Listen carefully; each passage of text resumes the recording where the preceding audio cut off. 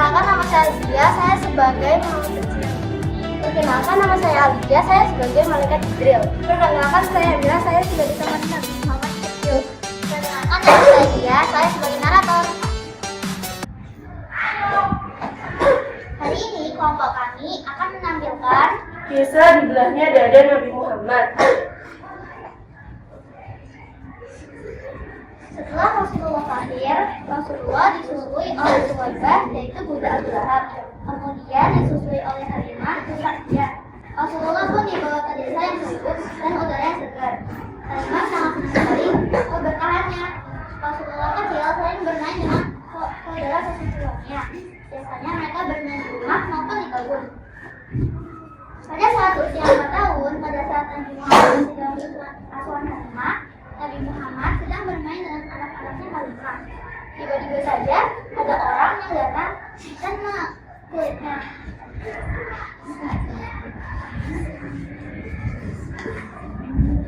Sesungguhnya orang yang tidak dikenal itu adalah malaikat Jibril yang diberi tugas oleh Allah untuk membersihkan hati Nabi Muhammad.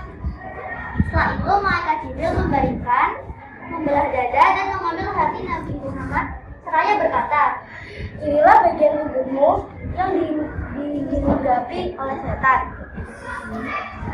Setelah itu malaikat Jibril meletakkan hati Nabi pada mangkuk emas lalu mencurahnya dengan air zam-zam.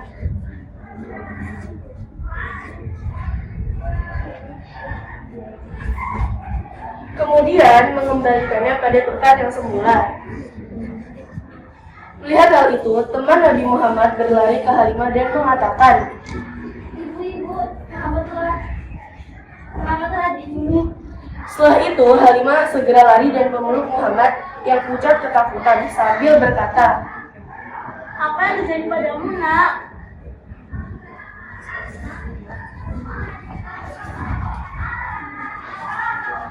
Hikmah yang dapat kita ambil dari peristiwa ini bahwa peristiwa ini dilakukan untuk menambah kemuliaan beliau, sehingga Nabi Muhammad dapat menerima wahyu yang telah diwahyukan padanya dengan hati yang kuat dan dalam kesucian yang paling sempurna.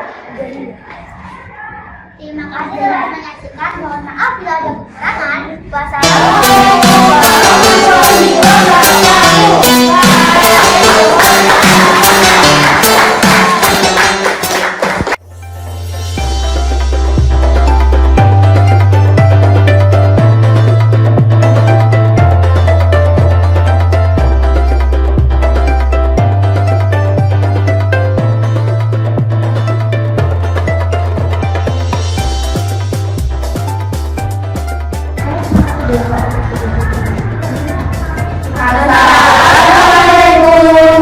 warahmatullahi wabarakatuh. Perkenalkan, nama saya Alidia. Saya di cerita ini sebagai narator. Perkenalkan, nama saya Cila. Saya di cerita ini sebagai anak kambing dan malaikat Jibril. Nama saya Alia dan di cerita ini saya akan menjadi Abdullah dan Ali bin Abi Thalib. Perkenalkan, nama saya Naya. Saya menjadi Abu Bakar dan orang kafir.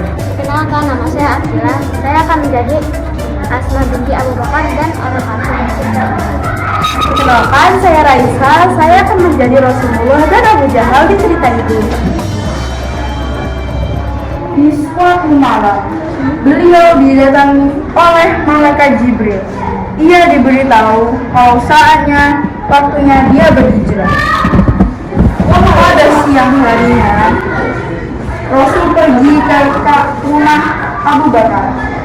Rasul merasa perlu berhati-hati sebelum menceritakan kejadian Jibril semalam.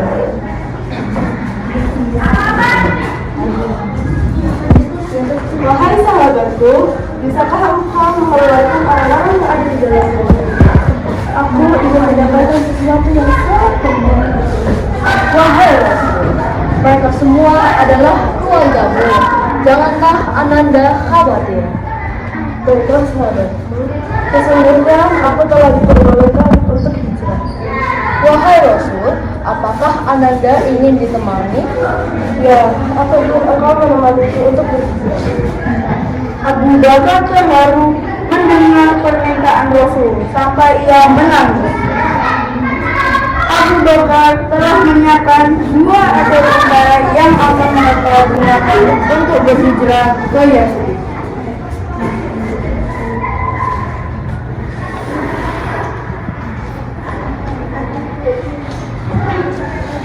Wahai Rasul, pilihlah salah satu dari dua unta ini sesuai yang Anda sukai. Sahabatku, aku tidak bisa menerima pemberianmu dikarenakan hijrah dari Mekah ke Madinah ialah ibadah yang sangat mulia. Dengan demikian itu, aku ingin mengeluarkan semua dari yang aku miliki untuk menemui kebenaran. Kemudian, Rasul dan Abu Bakar menyusun strategi hijrah ke Yasrib. Dia berencana keluar dari Mekah malam ini.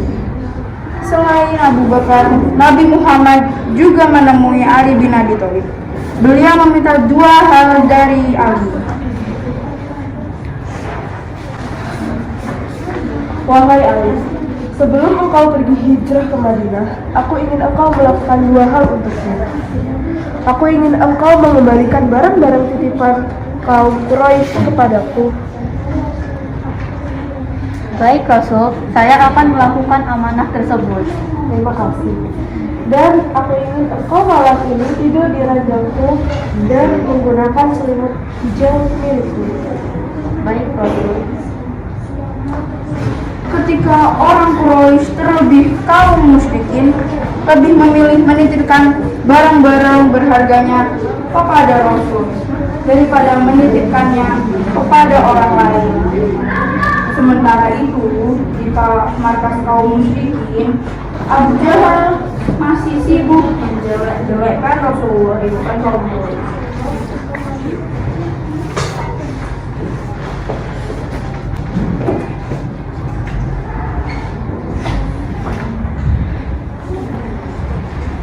Pada malam hari itu, para pemuda pilihan dari kabilah Quraisy berangkat menuju ke rumah Rasulullah. Sementara itu, di kediaman Rasulullah, beliau telah berencana keluar dari rumah di awal malam.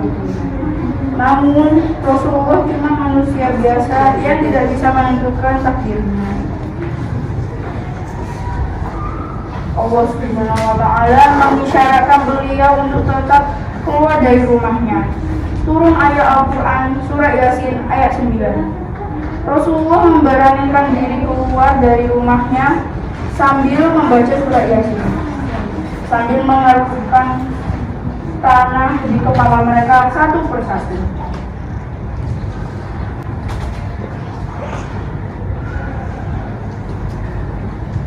Para kaum musyrikin tertidur pulas. Pagi harinya,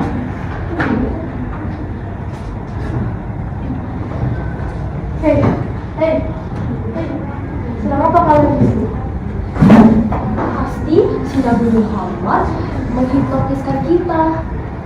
Sudah, kalian pergi masuk ke rumah kembali. Kaum Quraisy pergi ke rumah, mengecek rumah Nabi Muhammad dan mendobrak-dobrak rumah Rasulullah. Nabi Muhammad, mana kamu? Mana? Kata kamu, kita akan membunuh kamu.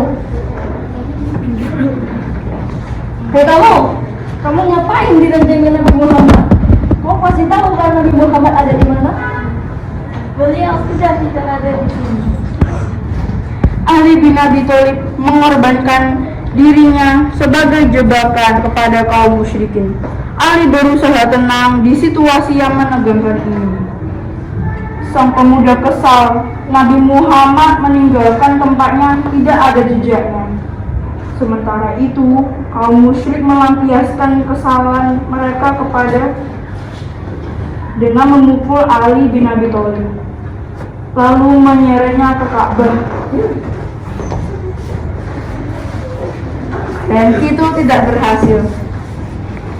Mereka coba ke sahabatnya Rasulullah, yaitu Ali bin Abu Bakar.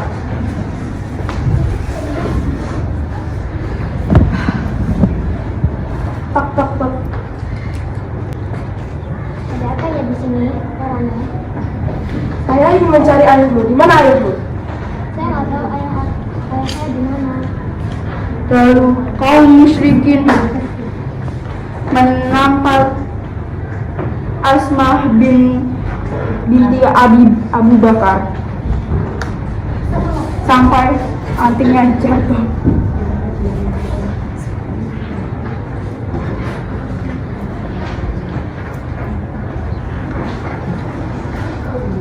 Asmah binti Abu Bakar memberi bekal tiap hari kepada Rasulullah dan ayahnya. Assalamualaikum, ayah.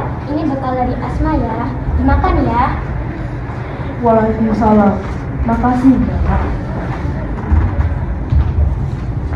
Sedangkan Abdullah menghapus jejak-jejak Nabi.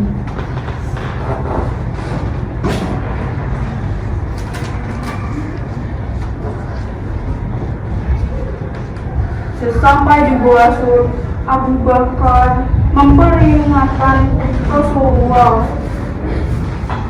Lalu Abu Bakar masuk ke dalam gua dan menutupi semua lubang yang ada di dalam guanya dengan pakaiannya dan kakinya. Rasul tidur di pangkuan Abu Bakar lalu tidur.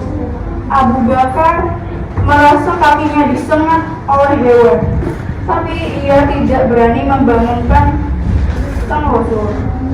Air mata Abu Bakar menetes ke muka Rasulullah sehingga membangunkan beliau. Ada apa wahai sahabatku?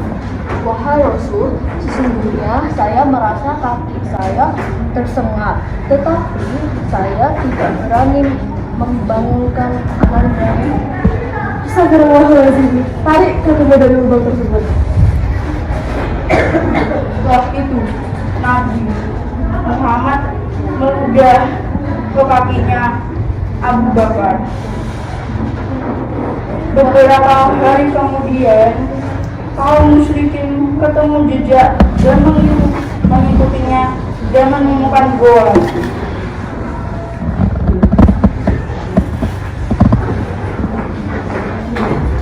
Pasti Rasulullah bersembunyi di sini. Mana mungkin, ini ada sarang laba-laba. Pasti kalau Rasulullah masuk ke sini, sarang laba-labanya sudah rusak. Kaum Quraisy pergi dan mereka cari Nabi Muhammad dan Abu Bakar di tempat yang lain. Setelah itu, Rasulullah dan Abu Bakar melanjutkan hijrahnya mereka ke Yastrib.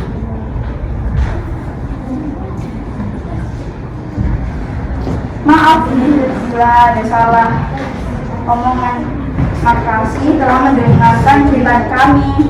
Wassalamualaikum warahmatullahi wabarakatuh.